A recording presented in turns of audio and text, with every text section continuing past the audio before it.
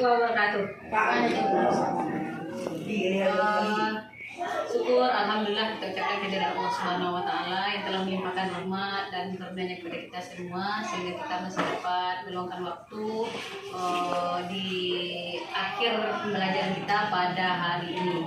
Salawat dan salam tidak lupa kita kirimkan buat arwah junjungan alam Nabi Muhammad SAW yang telah membawa umat manusia dan zaman jahiliyah pada zaman yang berilmu pengetahuan seperti yang kita alami pada saat ini. Yang terhormat Bapak Kepala Sekolah beserta Bapak Ibu rekan majelis guru PTD SD 01 Pengayaan Tuan.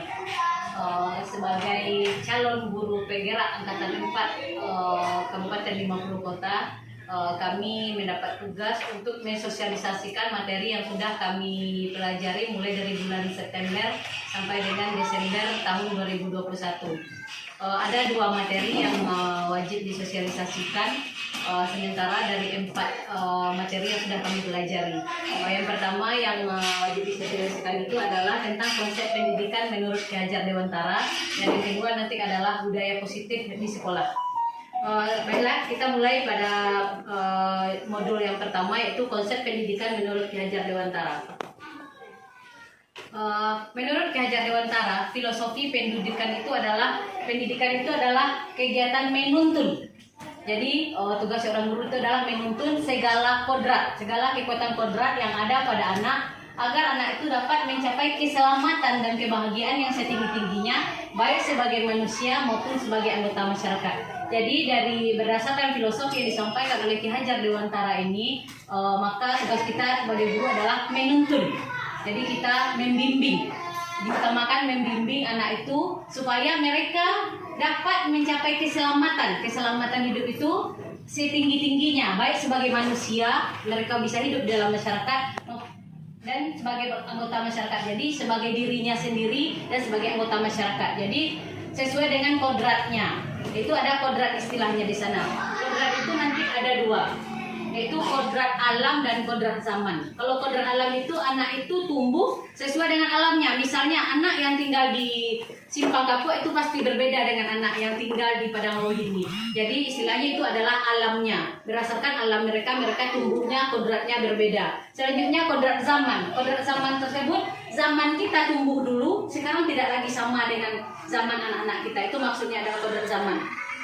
Berdasarkan filosofi Ki Hajar Dewantara itu, kita sebagai guru ini diibaratkan sebagai seorang petani, di mana tugas kita itu adalah yang pertama kita bertugas untuk menyediakan lahan yang subur. Jadi setelah kita sediakan lahan yang subur, maka kita akan menanami benih-benih. Jadi anak kita itu laksana benih tersebut. Jadi setelah kita sediakan lahan yang subur, kita tanam benih-benih tersebut. Jadi siswa kita tersebut diibaratkan sebagai benih tersebut. Maka supaya mereka tumbuh dengan baik benih tersebut, maka kita perlu menyiangi benih tersebut. Jadi kita membimbing anak tersebut. Selanjutnya kita harus menyianginya, memupuknya dengan cinta kasih sehingga kita memperoleh hasil yang banyak. Dan hasil panen kita itu adalah diibaratkan sebagai siswa kita nanti yang sudah sukses dalam proses pembelajaran. Jadi kita setelah menyiangi, memupuk, maka kita akan peroleh hasil yang banyak. Walaupun bibit tersebut atau bibit yang kita tanam itu tidak bagus, tapi kita siangi dengan cinta kasih yang bagus di sekolah, kemungkinan besar anak tersebut juga akan berhasil. Tetapi kalau bibit sebagus apapun bibitnya, tapi kita tidak siangi, tidak kita pupuk, maka hasilnya tidak akan bagus. Mungkin itu perimpamaannya adalah bahwa guru sebagai seorang petani yang akan nanti menumbuhkan bibit-bibit yang akan kita tanam itu, misalnya bibit padi. Mungkin itu perumpamaannya sebagai seorang petani. Selanjutnya, hal-hal positif yang dipelajari dalam pemikiran KHD. Yang pertama, konsep pemikiran KHD itu adalah merdeka belajar. Murid itu merdeka, bukan merdeka. Ini adalah sejalan dengan apa yang sudah disampaikan oleh Menteri Pendidikan kita sekarang. Jauh sebelum adanya Menteri Pendidikan sekarang, Ki Hajar Dewantara sudah mencetuskan yang merdeka belajar tersebut. Selanjutnya, yaitu anak itu belajar bagaimana mereka bebas dalam kelas tersebut, dalam artian bebasnya terkontrol, bukan bebas seenaknya saja. Selanjutnya, guru itu menghamba pada siswa. Maka kita memang menuntun anak tersebut dan melayani anak dengan sebaik-baiknya. Jadi bisa saja seperti yang kita lakukan di sekolah, bahwa anak itu kalau memang dia kurang kan memang kita pelajari. Misalnya anak ini belum bisa membaca, jadi kita memang khususkan waktu kita untuk membimbing yang anak yang tersebut tuh. Itu adalah maksudnya menghamba pada siswa. Selanjutnya, menuntun siswa sesuai dengan kodrat alam dan kodrat zamannya tadi. Seperti mana kita sudah ketahui tadi, kodrat alam dan kodrat zaman anak tersebut memang berbeda. Jadi kita usahakan untuk membimbing mereka itu sesuai dengan kodrat zamannya. Kalau memang mereka butuh hal-hal, kalau sekarang kan hal-hal yang dibutuhkan anak sekarang adalah misalnya mereka butuh video, ya kita sampaikan pembelajaran yang tidak bisa kita hadirkan langsung di kelas itu, kita hadirkan melalui video. Itu adalah untuk menunjang kodrat zaman anak kita sekarang.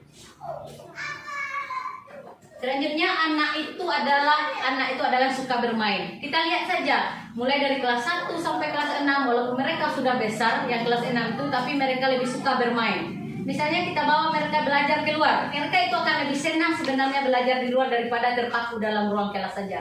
Jadi kita usahakan pembelajaran kita tersebut, pembelajaran itu bukan bermain sambil belajar, tapi belajar sambil bermain. Jadi dalam mereka bermain itu mereka belajar, bukan kebalikannya bermain sambil belajar. Selanjutnya, bahwa si orang guru itu adalah sebagai pemimpin pembelajaran. Jadi pusat pembelajaran itu adalah siswa, kita hanya memimpin. Jadi dalam memimpin pembelajaran itu kita mengarahkan anak untuk sesuai dengan kodrat alam dan kodrat zamannya tadi. Kita memberikan sebagai fasilitator, kita memimpin apa yang akan dilakukan oleh anak tersebut. Selanjutnya, anak itu harus kita ajarkan budi pekerti. Budi pekerti itu sebenarnya sudah ada dalam diri anak tersebut, tinggal kita menumbuhkan dan memupuk apa yang sudah mereka punyai tersebut, dengan cara memberikan teladan yang baik kepada anak.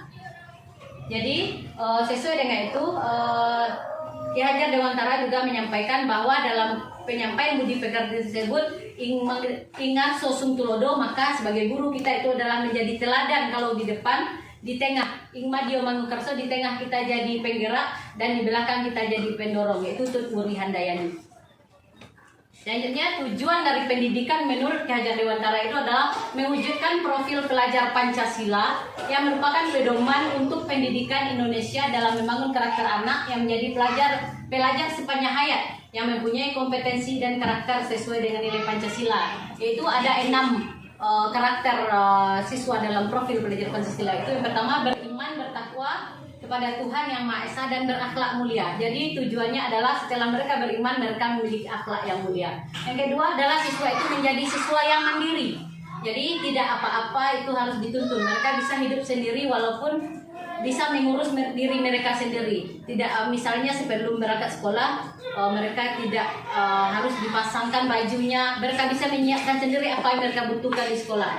Kan kita lihat sekarang anak-anak kita itu yang kurang bagi mereka. Kita lihat kalau orang tuanya tidak ada, nanti bukunya lah yang tinggal, pensilnya yang tinggal, alasan karena tidak diingatkan oleh orang tua. Jadi mungkin tujuannya adalah profil pelajar Pancasila itu adalah mencetak siswa yang mandiri. Selanjutnya, menghidupkan kembali jiwa gotong royong. Jadi dengan gotong royong tersebut bukan gotong royong dalam bekerja saja, mereka juga bergotong royong dalam belajar. Misalnya mereka belajar berkelompok, itu adalah contoh dari bergotong royong. Jadi anak itu cenderung nanti bekerjanya dalam bekerja kelompok. Mereka lebih senang bekerja berkelompok sebenarnya daripada belajar sendiri-sendiri. Jadi dalam bergotong royong itu anak bisa memberi yang lebih, anak itu bisa memberi kepada anak yang kurang. Kan kita lihat sekarang anak itu biasanya anak-anak yang pintar kan, mereka cenderung sendiri-sendiri. Mereka agak pelit untuk memberikan kepada temannya. Mungkin bisa kita temui di kelas kita masing-masing, cenderungnya anak yang pintar itu mereka sendiri-sendiri agak egois. Jadi dengan ini nanti anak kita kembali dengan jiwa gotongnya, dengan kerjasamanya, dengan belajar kelompok. Selanjutnya, berkebinekaan global. Berkebinekaan global itu anak melihat secara keseluruhan. Salah satu contohnya saja, kalau anak kita mencoret-coret meja, itu tanda kebinekaan globalnya kurang. Kan banyak anak sekarang meja kita lihat kan banyak coretan-coretan, itu adalah tandanya anak kita kurang sikap kebinekaan globalnya. Mungkin dengan kata lain kebinekaan global ini peduli terhadap lingkungan. Kan kita lihat anak kita memetik bunga yang ada, padahal kita sudah susah-susah merawat bunga tersebut. Anak kita enak-enak saja mematahkan. Itu karena kebinekaan globalnya kurang. Selanjutnya anak itu bernalar kritis. Ini adalah mungkin kelanjutan dari program sebelumnya itu kita usahakan anak itu bernalar kritis, tidak memado saja. Jadi biasanya kan kalau ada ini mereka menggali mengapa bisa ini, mengapa bisa itu bernalar kritis. Selanjutnya anak menjadi seorang yang kreatif. Kreatifnya di sini adalah bisa menciptakan atau memodifikasi apa yang ada sehingga mereka dapat kepuasan batin. Biasanya kalau anak-anak kreatif ini biasanya kita lihat saat bermain. Kalau zaman kita dulu kan ada kita buat mainan misalnya dari pelepah pisang, itu adalah salah satu contoh kekreatifan kita. Tapi sekarang kita sudah jarang anak-anak kita bermain tersebut. Sebenarnya dengan bermain tersebut mereka bisa menciptakan ide-ide yang kreatif.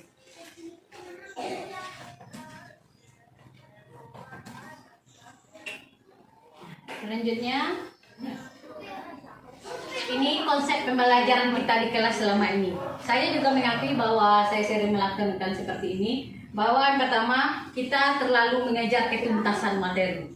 Ini tidak kita pungkiri. Jadi ketuntasan materi. Selanjutnya kita sering menuntut siswa, bukan menuntun.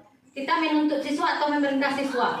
Jadi ini adalah yang terjadi di sini. Selanjutnya kita sibuk dengan kelengkapan administrasi kita saja. Selanjutnya siswa itu diberi PR yang banyak. Dan selanjutnya kita sering mengutamakan penilaian kita yang kognitif saja. Sebenarnya kan yang harus diutamakan itu ada dalam pembelajaran kita K13 itu adalah penilaian sikap dan keterampilan.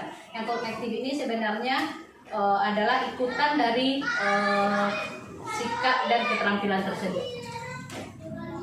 Selanjutnya apa yang seharusnya kita rubah supaya kita bisa menjalankan filosofi Ki Hajar Dewantara tersebut? Yang pertama, pola pikir kita. Selama ini kita terkejar oleh target materi yang banyak sehingga kita berpikir maka dalam pembelajaran kita itu kognitif pengetahuan saja yang harus kita ajarkan kepada anak. Jadi kita harus mengubah pola pikir atau dalam diri kita itu bahwa konsep utama kita itu adalah bukan hanya tuntunan kita hanya sebagai pengetahuan saja lagi. Selanjutnya kita harus memotivasi diri kita sendiri bahwa apa yang kita lakukan selama ini salah dan kita harus memotivasi diri kita bisa berubah untuk melaksanakan apa yang diamanatkan. Selanjutnya apa yang seharusnya dilakukan sebagai seorang guru. Jadi sebagai seorang guru kita harus mendorong anak kita itu untuk secara holistik. Jadi perkembangan siswa itu secara holistik, secara menyeluruh, mulai dari aspek sikapnya, keterampilannya, pengetahuannya, dan juga perkembangan sosialnya di luar. Jadi itu seharusnya tidak luput dari hadapan kita. Selanjutnya kita harus menuntut siswa itu untuk mandiri di dalam profil pelajar Pancasila. Maka sebelum kita meminta anak kita untuk mandiri, maka kita sendiri harus mandiri terlebih dahulu. Selanjutnya kreatif, jadi kita harus mencari cara-cara baru atau kiat-kiat baru bagaimana siswa tersebut tertarik dalam pembelajaran kita. Selanjutnya dalam proses pembelajaran, sebagaimana seharusnya kita adalah sebagai pemimpin pembelajaran. Jadi kita memfasilitasi siswa, di mana proses pembelajaran kita itu berpusat pada siswa bukan sebagai kita yang pusatnya. Selanjutnya inovasi, menciptakan hal-hal yang baru atau memodifikasi yang sudah ada. Itu apa yang harus kita lakukan. Selanjutnya setelah melaksanakan yang 5 tersebut, maka kita harus merefleksi diri kita. Bagaimana diri kita? Apakah sudah melaksanakan apa yang disarankan tersebut atau belum? Bagaimana kita selama ini? Sampai mana kita? Apakah kita sudah berpusat pada siswa selama ini atau belum? Mungkin saya juga masih dalam taraf belajar. Selanjutnya, apa yang seharusnya kita mulai untuk menciptakan yang diminta tadi? Apa yang harus kita mulai dalam kelas? Pertama, guru mendorong tumbuh kembangnya siswa secara holistik. Itu bagaimana caranya? Pertama itu pembelajaran berkelompok. Karena siswa maju bersama itu keren. Kalau maju sendiri-sendiri itu udah biasa. Itu namanya egois. Jadi maju bersama itu keren. Selanjutnya melatih siswa berdiskusi dan berbicara. Jadi kalau mereka belajar berkelompok tersebut, maka mereka akan terbiasa berbicara. Bukankah itu yang sulit untuk anak kita selama ini? Kalau sudah dibawa ke tempat yang ramai untuk berbicara, maka mereka cenderung malu-malu dan suaranya cenderung tidak keluar. Selanjutnya, bekerja sama dengan guru mata pelajaran atau guru lain. Misalnya kan bisa saja kita berbagi. Misalnya Dawan dapat materi baru, maka Dawan bisa membagi kepada kita.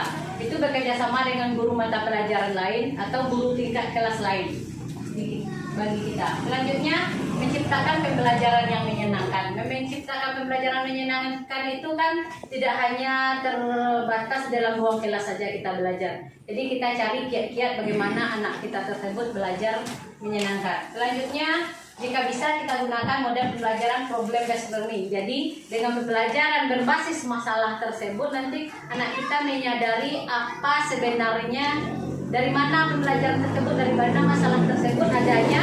Mereka temukan masalah yang ada di lingkungannya, mereka pecahkan sehingga pembelajaran tersebut bermakna bagi mereka.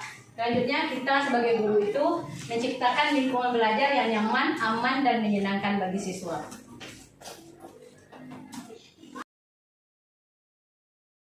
Selanjutnya masalah disiplin positif.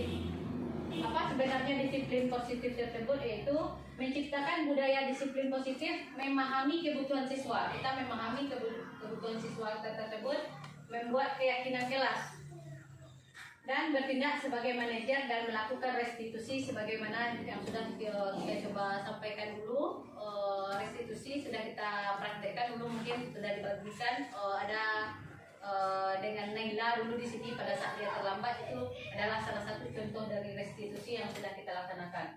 Budaya positif tersebut bisa terpenuhi karena ada 3 motivasi manusia dalam melakukan disiplin positif. Yang pertama adalah siswa itu biasanya patuh karena mereka menghindari hukuman atau ketidaknyamanan.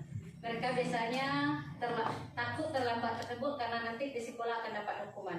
Jadi ini adalah itu adalah salah satu motivasi manusia untuk melakukan hal-hal yang positif. Selanjutnya yang kedua itu adalah mengharapkan imbalan. Jika siswa kita tersebut, misalnya kita dalam kelas itu kalau ada yang tidak terlambat selama 1 bulan misalnya diberi imbalan, maka siswa itu akan berlomba-lomba untuk melakukan hal ini. Jadi mereka bukan atas kesadaran diri mereka melakukannya. Selanjutnya yang ketiga adalah untuk menghargai diri sendiri. Sebenarnya yang kita harapkan dari budaya positif ini adalah untuk yang ketiga tersebut. Jadi anak itu bisa hadir atau melakukan hal positif itu karena mereka menghargai diri mereka sendiri dan bukan takutnya atau mengharapkan imbalan, bukan takut hukuman atau untuk mengharapkan imbalannya. Jadi siswa yang melakukan kesalahan tersebut sebenarnya dalam rangka memenuhi 3 motivasi tersebut.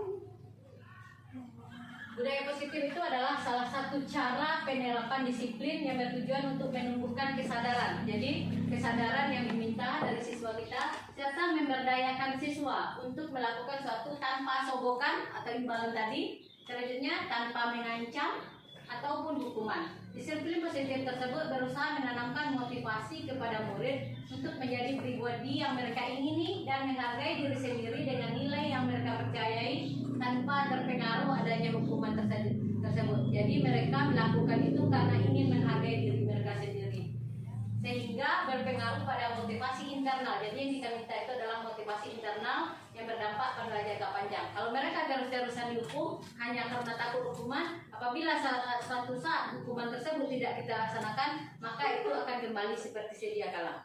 Atau misalnya anak itu biasa sadarnya karena kita beri imbalan. Suatu saat kalau kita tidak beri imbalan, tidak beri hadiah, maka mereka akan kembali ke habitat awalnya. Selanjutnya karakter yang ada pada diri anak itu dilaksanakan, diumpamakan sebagai gunung es, di mana sebesar-besarnya gunung es yang bisa kita lihat di kutub itu yang muncul itu adalah sekedar 12%, hanya 12% yang nampak. Yang 88%-nya itu yang tersembunyi di bawah lautnya. Jadi diumpamakan seperti ini adalah bahwa anak kita seperti apapun potensi yang kita lihat sehari-hari tersebut. Misalnya anak si A ini pintar, misalnya ada salah satu anak kita misalnya Mira, dia kan pintar. Itu sebenarnya yang bisa kita lihat itu barulah 12% dari potensi yang sebenarnya yang ada. Begitupun dengan anak-anak kita yang lain. Jadi tugas kita sebagai guru adalah memunculkan yang 88% ini lagi. Karena hal tersebut adalah dibentuk oleh guru lingkungan. Dan yang 12% tersebut adalah itu perilaku sadar. yang kita lihat sehari-hari. Jadi yang bawah sadar ini sebenarnya mencakup itu yang pertama yang 12% tersebut adalah kebiasaan atau perilaku yang kita lihat. Selanjutnya yang 88%-nya itu adalah sebenarnya identitas diri anak tersebut. Meliputi pola pikirnya, kepercayaannya, dan nilai-nilai. Kebiasaan dan perilakunya itu adalah bisa kita tampilkan dengan pengkondisian seperti pembiasaan kita yang sudah kita laksanakan di sekolah. Selanjutnya dengan keteladanan kita sehari-hari kepada anak. Tapi keteladanan yang kita berikan itu harus secara konsisten. Apabila kita inkonsisten dengan melaksanakan keteladanan tersebut, maka anak tidak akan percaya lagi kepada kita. Selanjutnya sistem aturan. Kalau kita aturan kita di sekolah kan sudah ada tata tertib kita. Kalau kita konsisten melaksanakan tata tertib yang sudah kita punya, yang kita laksanakan di sekolah tersebut, maka itu akan membentuk kepribadian atau karakter anak kita di sekolah. Selanjutnya, sebagai guru kita punya 5 posisi kontrol. Yang pertama adalah sebagai penghukum. Misalnya kalau ada anak yang buat kesalahan, kita menghukum anak tersebut. Misalnya, menghukum itu tidak hanya melalui fisik saja, tapi dengan kata-kata kita itu juga merupakan satu hukuman kepada anak kita. Misalnya, mengapa kamu selalu begitu? Kamu selalu saja terlambat. Itu sebenarnya adalah kata-kata hukuman untuk anak kita. Selanjutnya yang kedua adalah membuat orang bersalah. Mengapa kamu begitu? Mengapa kamu ulangi lagi perbuatan tersebut? Itu adalah membuat orang bersalah. Jadi dengan kita melontarkan kata-kata tersebut, mereka akan merasa down. Mungkin itu yang harus kita hindari untuk masa yang akan datang. Yang ketiga adalah sebagai teman.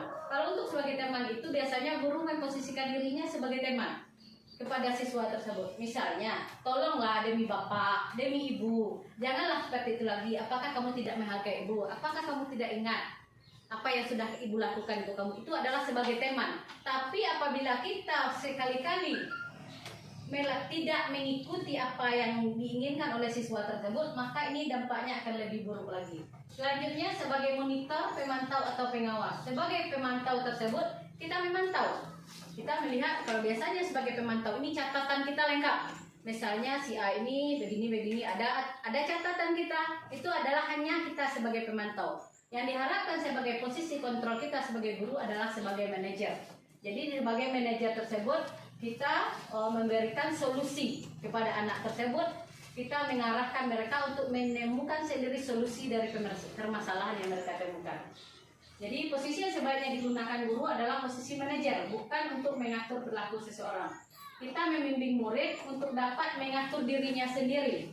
Selanjutnya, seorang manajer bukannya memisahkan murid dari kelompoknya, tapi mengembalikan murid tersebut ke kelompoknya dengan lebih baik dan lebih kuat. Misalnya, kalau anak berkelahi, kita tidak boleh mengucilkan anak tersebut, tapi kita usahakan mereka untuk diterima kembali oleh kelompoknya. Selanjutnya, jadi sebagai manajer tersebut, guru berperan menumbuhkan kesadaran pada siswa tentang budaya disiplin positif. Selanjutnya, pada pelaksanaan budaya disiplin positif tersebut, kita memerlukan pembentukan keyakinan kelas. Kami di kelas 5 sudah buat keyakinan tersebut, cuman belum dituliskan. Mungkin itu kelemahannya sekarang yang saya temukan, mungkin perlu dituliskan. Yang pertama, proses pembentukan kelas tersebut, yang pertama adalah keyakinan kelas itu bersifat lebih abstrak daripada peraturan yang lebih rinci dan konkret. Biasanya peraturan yang lebih konkret ini adalah contohnya adalah tata tertib kita di sekolah. Jadi kita minta keyakinan siswa apa yang sebenarnya mereka ingini di kelas tersebut, supaya mereka tidak bertabrakan dengan teman-teman yang lain. Yang kedua, keyakinan kelas itu merupakan kenyataan yang universal. Misalnya, kami datang sekolah tepat waktu, kami saling menghormati, kami saling menghargai, kami melaksanakan tugas dengan baik. Itu adalah contoh pernyataan-pernyataan yang universal. Selanjutnya, keyakinan kelas hendaknya tidak terlalu banyak, sehingga mudah diingat dan dipahami oleh semua warga kelas. Dan yang keempat adalah keyakinan kelas itu sebaiknya sesuatu yang dapat diterapkan di lingkungan tersebut. Jadi kita buat keyakinan kelas yang di kelas 5 khusus kami buat sekarang adalah yang pertama, membiasakan anak itu adalah cepat hadir ke sekolah. Cuman karena masih ada beberapa anak yang agak terlambat dari yang biasanya. Selanjutnya yang kelima, semua warga kelas hendaknya ikut berkontribusi dalam pembuatan keyakinan kelas tersebut melalui curah pendapat. Jadi keyakinan kelas ini kita buat melalui diskusi dengan siswa, tidak guru yang membuat, jadi dilahirkan dari siswa tersebut. Yang keenam adalah kita sebagai guru harus bersedia meninjau kembali keyakinan kelas tersebut dari waktu ke waktu. Misalnya dalam jangka waktu 1 bulan mereka tidak melaksanakan keyakinan kelas tersebut, jadi kita tinjau kembali bagaimana keyakinan kelas kita, apakah ada masih ingat atau sudah lupa dengan keyakinan yang sudah kita buat, seperti itu. Selanjutnya dalam melaksanakan penyelesaian masalah, misalnya ada anak yang berkelahi, ada anak yang melanggar peraturan itu, maka kita gunakan segitiga restitusi. Segitiga restitusi itu yang pertama tugasnya adalah langkahnya adalah menstabilkan identitas. Dalam menstabilkan identitas ini, misalnya kita mengatakan kepada anak, kita semua akan melakukan hal-hal yang terbaik bisa kita lakukan. Misalnya setiap manusia pernah melakukan kesalahan, tidak ada manusia yang sempurna. Akan tetapi jika manusia terus berbuat kesalahan maka ini, jika Anda terus terlambat maka ini, ada belakangnya. Itu adalah namanya menstabilkan identitas. Mereka meyakini atau menyadari bahwa mereka salah dan tidak ada manusia yang sempurna. Walaupun jadi kita merendahkan suara kita untuk menstabilkan identitas tersebut. Selanjutnya validasi tindakan yang salah. Jadi setelah kita menstabilkan identitas anak tersebut, kita melakukan validasi tindakan. Mereka mengakui apa yang mereka lakukan itu adalah salah. Itu adalah semua perilaku. Kita menanyakan bahwa semua perilaku itu ada alasannya. Apa alasan Ananda melakukan hal tersebut? Pasti ada alasannya. Selanjutnya ketiga adalah menanyakan keyakinan. Kita sudah bikin keyakinan kelas tadi. Kita tanyakan kembali kepada anak, apa keyakinan kelas kita jika kamu berkelahi dengan teman. Jadi mereka ingat kembali keyakinan kelasnya. Itu adalah penyelesaian masalah dengan segitiga restitusi. Mungkin itu materi tentang disiplin positif. Kalau ada tanggapan dari teman-teman, mungkin kalau ada tanggapan, memang kami harapkan ada tanggapan dari teman-teman tentang pelaksanaan budaya positif tersebut ataupun dengan materi yang pertama tadi. Nah, silakan Pak Wan. Tadi kan ada tuh materi yang kedua itu tentang keyakinan kelas. Ya.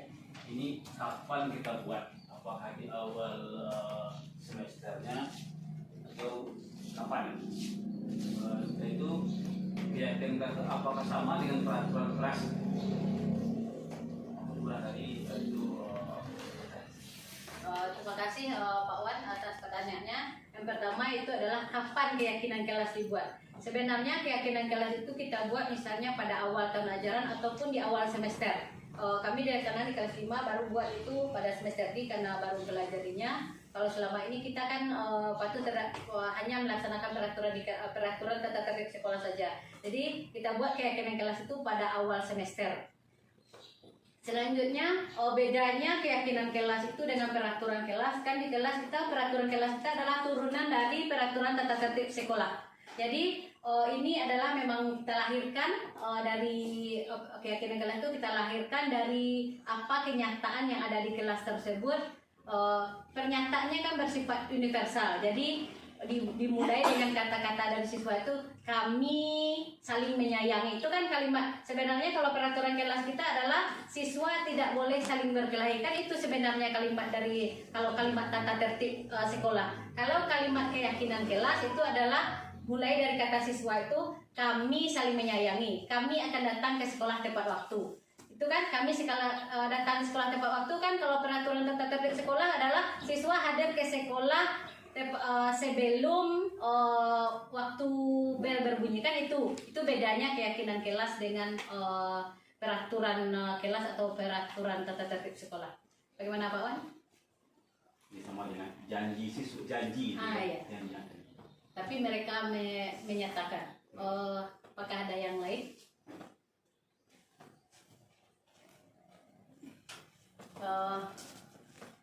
Kalau memang tidak ada yang lain, kita cukupkan sosialisasi kita tepat pada jam sekarang. Salah dan janggal saya mohon maaf. Terima kasih atas kontribusi dan perhatian dari teman-teman semua. Wabillahi taufiq wal hidayah. Wassalamualaikum warahmatullahi wabarakatuh.